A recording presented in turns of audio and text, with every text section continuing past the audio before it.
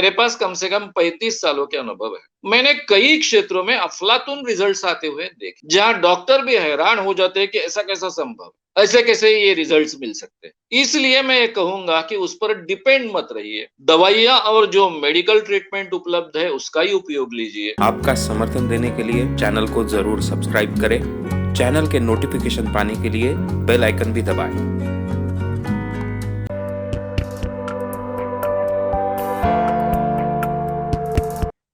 मीनाक्षी सोलंकी और सुरेश पाटिल, इनका सवाल है कि ब्रेन हेमरेज हुआ है और उसमें अगर कोई ब्लॉकेज निर्माण हुए तो उस क्षेत्र में इसका उपयोग होता है। सम्मोहन उपचार का कुछ उपयोग हो सकता है। अगर पैरालिसिस आया है तो उस क्षेत्र में सम्मोहन उपचार का कोई उपयोग हो सकता है। इन दोनों सवालों के जवाब बहुत कठिन है। ये ब्रेन हेमरेज किस ढंग का है, कहां तक हुआ है, ब्रेन हेमरेज होने के बाद में वो व्यक्ति कितना सोच सकता है, उसका अपने आप पर कितना कंट्रोल है, कौन से हिस्से में हुआ है, ऐसे काफी चीजों पर वो अवलंबित है, डिपेंडेंट। मैं इतना ही कहूंगा कि कोई भी शारीरिक प्रक्रिया में सम्मोहन सजेशन के मदद होती। ये मदद कितनी होगी कितनी नहीं होगी ये कहना बड़ा कठिन हो जाता है।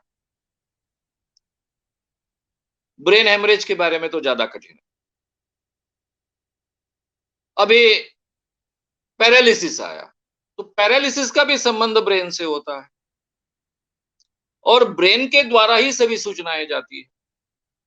इसलिए ये दोनों चीजों के बारे में कितनी मदद होगी ये कहना कठिन है, लेकिन मैं डेफिनेटली रिकमेंड करूंगा, अगर वो व्यक्ति ठीक ढंग से सोच सकती है, सम्मोहन का उपयोग कर सकती है, सजेशन दे सकती है, तो उसने पूरे मेडिकल ट्रीटमेंट के साथ में इसका उपयोग करना चाहिए और इसके शायद अच्छे रिजल्ट्स मिल सकते हैं। अब मैं सम्मोहन उपचार, हिप्नोथेरेपी या फिर सम्मोहन, ये विषय गए 30 सालों से व्यावसायिक प्रोफेशनली सिखा रहा हूं और उसके पहले 5 सालों तक केवल लोगों को सिखाता रहा। यानी मेरे पास कम से कम 35 सालों के अनुभव है। मैंने कई क्षेत्रों में अफलातून रिजल्ट्स आते हुए देखे, जहां डॉक्टर भी हैरान हो जाते हैं कि ऐसा कैसा संभव, ऐसे कैसे ये रिजल्ट्स मिल सकते हैं। इसलिए मैं ये कहूंगा कि उस पर डिपेंड मत रहिए। दवाइयां और जो मेडिकल ट्रीटमेंट उपलब्ध है उसका ही उपयोग लीजिए, लेकिन ये मेडिकल ट्रीटमेंट ज्यादा इफेक्टिव होने के लिए भी इसका उपयोग हो सकता है और उससे भी शायद बेहतर रिजल्ट सजेशन से प्राप्त हो सकते हैं। उसके लिए जनरली हमें ऑर्गन स्पेसिफिक एंजाइटी तंत्र का उपयोग करना पड़ता है, जो हम बी कोर्स में सीखते हैं। यानी जिस ऑर्गन के बारे में हमें सुधारना चाहिए, उसमें सुधार होने की आवश्यकता है, उस ऑर्गन को उसके ऊपर कंसंट्रेट कर कर, उसको रिलैक्स कर कर, उसमें जो भी सुधार चाहिए वो डायरेक्टली शब्दों में, सजेशन में व्यक्त किए जाए तो ज्यादा अच्छे रिजल्ट्स मिलते हैं। इसलिए उपयोग करने का प्रयास करना चाहिए। कहां तक रिजल्ट्स मिलेंगे, कहां तक नहीं मिलेंगे, ये कहना बड़ा मुश्किल है। वैसे भी कोई भी साइकोलॉजिकल प्रोसेस में कितने रिजल्ट्स मिलेंगे, कहां तक मिलेंगे, ये कहना हमेशा कठिन होता है, क्योंकि उसके साथ में आपका मानस कैसा है, आप कितना विश्वास रखते हो, साथ में आप कितने सजेशन स्वीकारने की क्षमता रखते हो, साथ में आप विचारों से कितने पॉजिटिव हो, इस पर काफी चीजें डिपेंड होती है।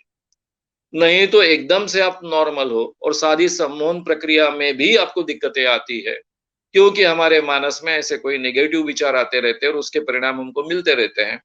इसलिए काफी चीजों पर ये डिपेंड होता है, इसलिए पहले कहना संभव नहीं होता है, लेकिन मैं हमेशा रिकमेंड करता हूं कि इसका उपयोग कर कर देखिए, उसके काफी फायदे मिलने की गुंजाइश है।